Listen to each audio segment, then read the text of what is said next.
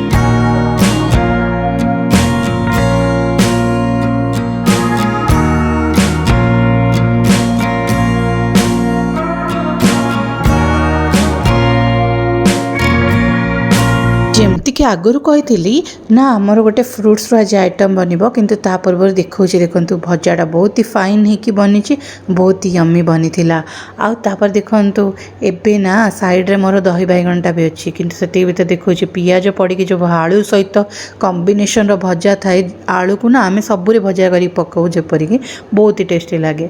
आपर यहाँ दही बैगणटा पियाज कंचा लंका पड़ी फुटण पकाई बनाई आउे ना यहाँ देखो मोर खट्टा जोड़ा कि एप्पल रे बनची।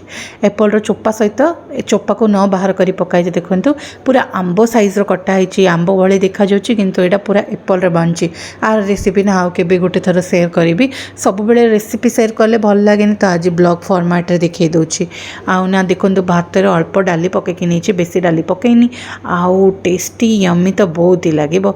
सेतिक भितरे ना चलंतु लंच तो सरला। तो एटा ना ऊटी रो लास्ट चॉकलेट पैक मु जेतोले ऊटी जाइथिली ना एटा लास्ट वाला चॉकलेट जोटा कि बड़की जाइथिला आ सेटा देखिली मु फ्रिज रे भी स्टोर करनी तो एमती ही रहिथिला आ प्राय 2 to 3 मंथ हेलानी। तो इन्फॉर्मेशन दबा पई एटा को मु फ्रिज रे रखि नथली देखिबा को चाहूथली सेटा बहुत दिन जाई रहउची ना तो परफेक्टली फाइन अछि। आ देखंतु काजू फ्लेवर रो एटा तो भितर काजू रो स्टफिंग्स गुड़ाक अच्छे ड्राई फ्रुट्स वाला चॉकलेट एटा को खाई कि संध्या है जिते बड़े मुझे पलैली बगीचारे पानी देवाई। पानी दौ दौ आज ना बहुत सारा जिनस देखा मिलला, बहुत सारा अन्नापन्ना गछ हो जाए।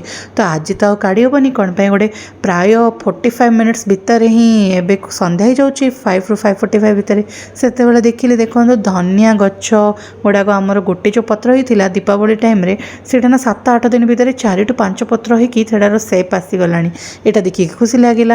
आपर देखो यहाँ फास्ट पत्र तापर तार पत्रटा सेप आसे एमती फुलिकी 3टा पत्र होगी बाहर से बहुत ही बढ़िया लगे देखा।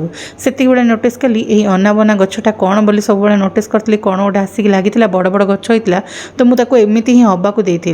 तो आज मुझे देखा पाइली जे यहाँ से जोटा मुझे भावुचु सेटा ना नाई से फ्रुट्स नाई ना। तो से आम कौन कलु अल्प पानी नहीं कि पकईकी देखिलु जे सेटा फुटिकी एमती बाहरी पड़ी। तो यहाँ आम पिला दिनर मेमोरीज। तो पिला दिने जिते बड़े एमती ही गोटे जगह थाउ ना सेते बड़े यहाँ एमती पानी टिके पकईकी देखिले फुटबार स्टार्ट हुए तो आमको देखी खुशी लगी। तो मु तो केबे कर नथिली, मोर भल से मन नहीं मुझे भी करी ना नाई फास्ट रे किंतु मत एटा थरे थरे एमती हल्का हल्का मेमोरी अच्छी जे एटा गोटे थर मुझे करी तो मुझे यहाँ नहीं आसिक ट्राए कर देखो तो बंच ऑफ फ्रुट्स होटा यहाँ तो अनाबन गछटा एटू फूल हेनी एमती 3-4टा गछ हो जाए आम भाई गोटे व्हाइट फूल होता एटू तो भल हम बोलिकी किंतु एटा जो बाकी गछ गुड़ाक भलसे बढ़ुनी तो आपको काढ़ा पड़ो यहाँ जिते ग्रीन कलरटा यहाँ फुटब कि ना ट्राए करवा ये जो ग्रीन कलरटा ना यहाँ परिपक्व नहला टाइम माने बिफोर राइपेन टाइम तो ये देखो 5टा जाक जोटा भी आम तोलिक आनी से ट्राए करवा दो एमती एक्सपेरिमेंट करी करी टाइम पास कलु आईटा सब किसी सफा हो पारानी तो ये देखो यहाँ जमा भी फुटुनी कौन यहाँ आहरी भल से राइप हैनी तो आर कलरटा ना हल्का ग्रीन आउ ब्राउन मिक्सचर अच्छी तो से यहाँ को एमती ही पानी टिके दे दूँ एवं कौन देखो धीरे धीरे पानीटा भी सुखीगला कांथ अब्जर्व करदेला